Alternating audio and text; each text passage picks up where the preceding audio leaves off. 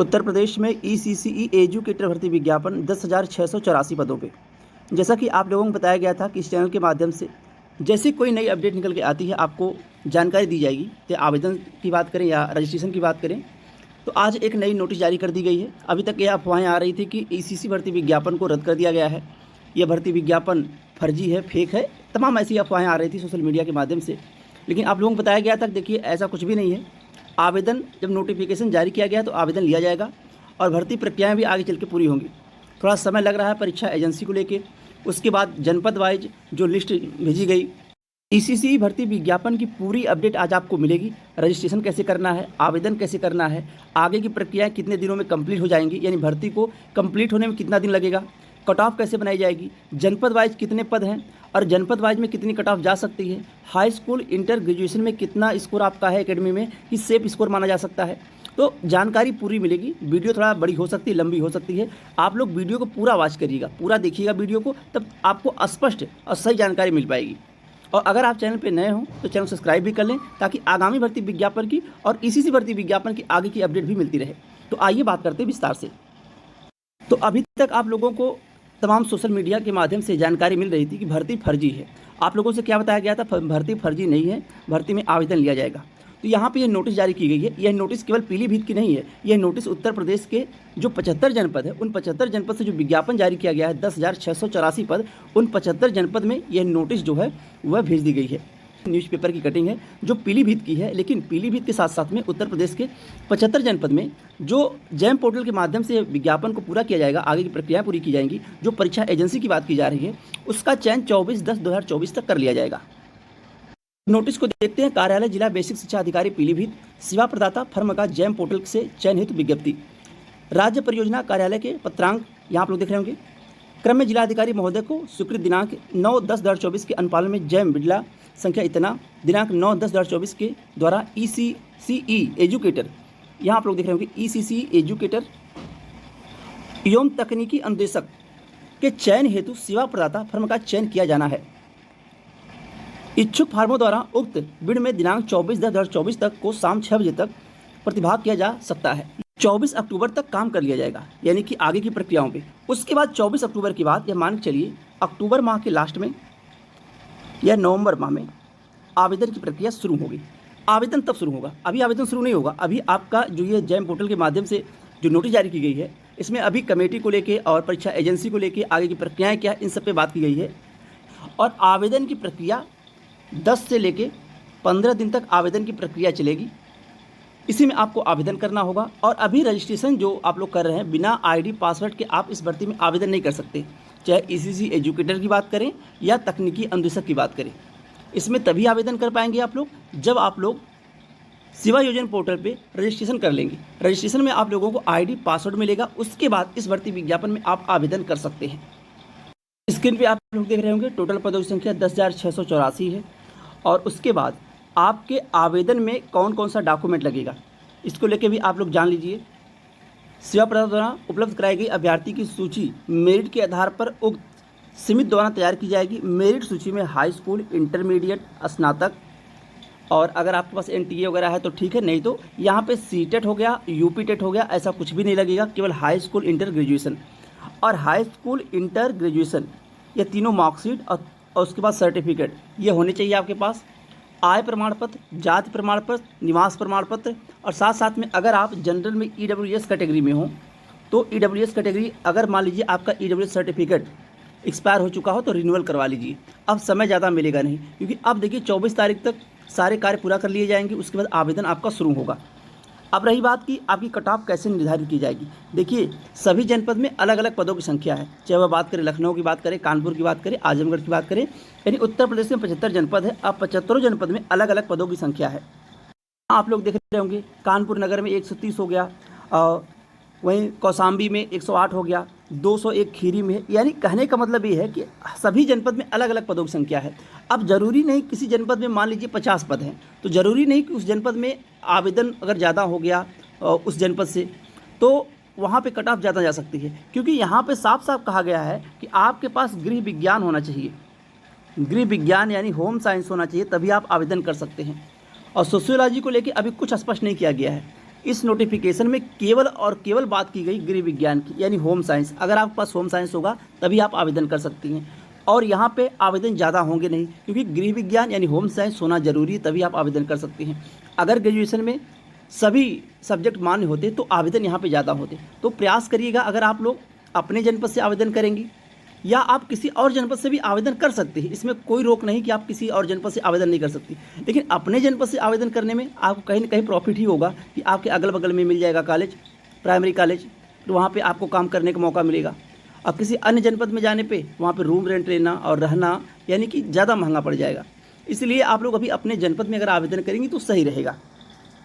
उत्तर प्रदेश के 75 जनपद में जो कमेटी का गठन होगा, उस कमेटी में जिला अधिकारी अध्यक्ष होंगे, प्रचार जिला एवं प्रशिक्षण संस्थान सदस्य होंगे, जिला कार्यक्रम अधिकारी होंगे, जिला सेवा योजन अधिकारी होंगे, वित्त एवं लेखा अधिकारी शिक्षा विभाग होंगे, जिला बेसिक शिक्षा अधिकारी होंगे।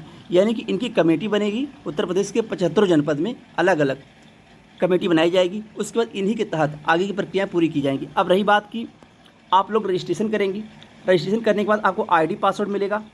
ID पासवर्ड मिलने के बाद फिर आप लोगों को जैसे ही आवेदन शुरू होता है, यानी कि ये मान के चलिए कि आपको आवेदन में ज़्यादा मौका नहीं मिलेगा। आवेदन मुश्किल से ज़्यादा 15 से 10 से 15 दिन तक आवेदन चलेगा, उसी में आपको आवेदन करना होगा। और अभी रजिस्ट्रेशन वाली जो प्रॉब्लम आ रही है, इसकी सर्वर प्रॉब्लम चल रही है, बैक हो जा रहा है, रजिस्ट्रेशन हो नहीं पा रहा है, ID पासवर्ड बन नहीं पा रहा है, ये सब जो भी कमियां हैं इसको दूर कर लिया जाएगा आवेदन के पहले।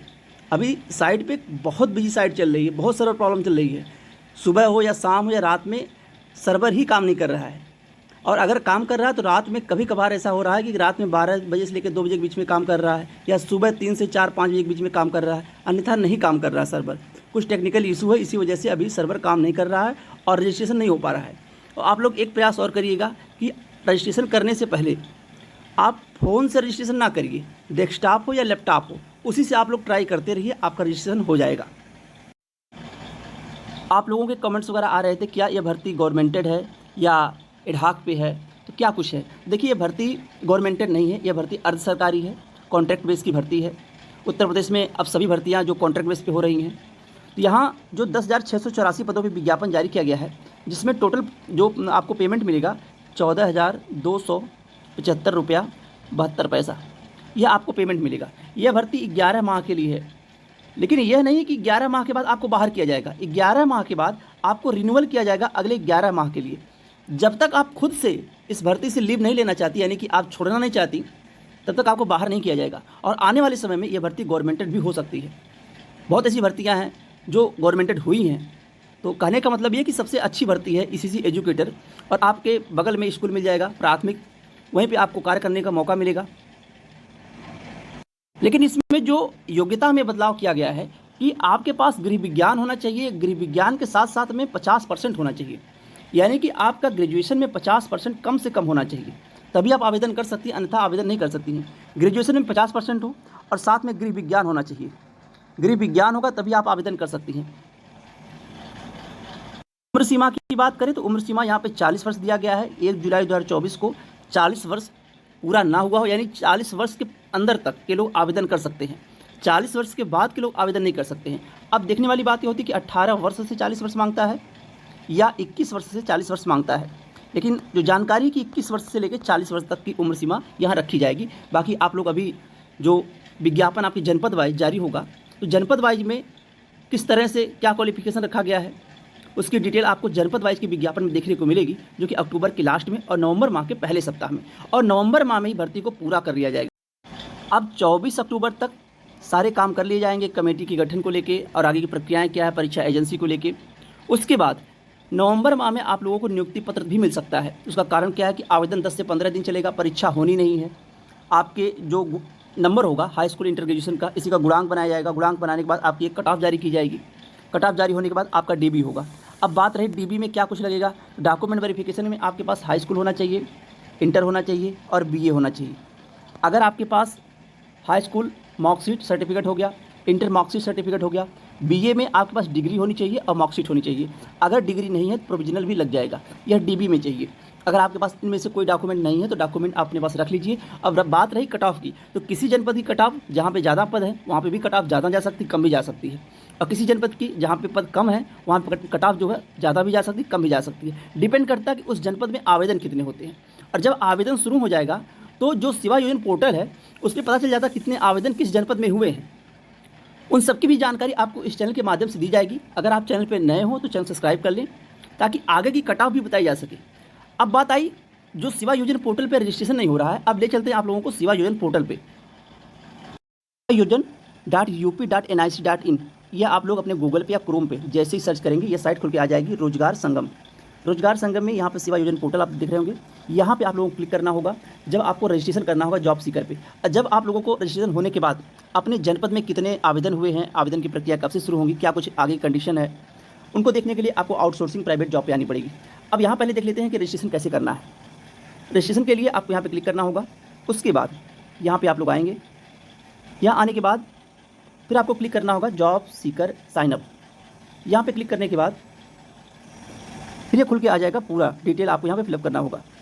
यानी कि फर्स्ट नेम हो गया, यानी नाम हो गया, मिडिल नेम हो गया, लास्ट नेम हो गया, आधार नंबर हो गया, मोबाइल नंबर हो गया, ईमेल हो गया, जेंडर में फीमेल हो गया। उसके बाद फिर आप लोगों को यहाँ पे आईडी पासवर्ड जनरेट करना होगा, यहाँ पे कंफर्म करना होगा, यहाँ पे आके क्लिक करना होगा, यहाँ पे कैप्चर कोड डालना होगा। उसके बाद वेरीफाई आधार नंबर करना होगा। फिर इसके बाद जैसे ही आप लोग यहाँ पे सबमिट करोगे फिर अगला स्टेप खुल के आएगा, वहाँ पे हाई स्कूल इंटर ग्रेजुएशन की मार्कशीट, आधार नंबर हो गया, यानी जितने डॉक्यूमेंट है उन सबको यहाँ पे फिलअप करना होगा, कितने नंबर हैं और कब आपकी मार्कशीट इशू डेट है, ये सब यहाँ पे फिलअप करना होगा। फिर आपको आईडी पासवर्ड जनरेट हो जाएगा। जैसे ही आईडी पासवर्ड जनरेट होगा, आईडी पासवर्ड जनरेट होने के बाद इसी भर्ती विज्ञापन में आवेदन जैसे शुरू होगा उसी आईडी पासवर्ड से आप लोग आवेदन कर सकेंगे।